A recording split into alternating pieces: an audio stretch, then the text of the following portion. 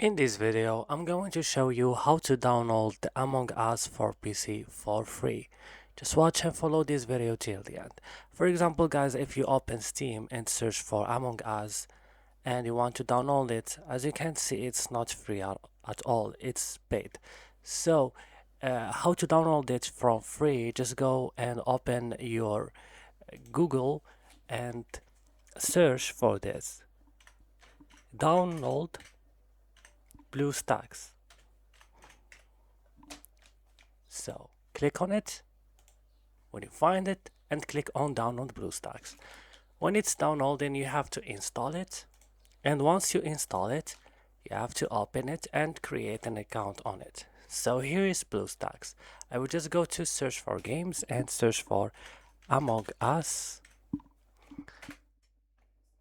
and then I will click on it and click install from Google Play Store, and I will sign in to Google Play Store and click right now on install and wait for the install, and then you can play it on your PC like easy and quick and for free.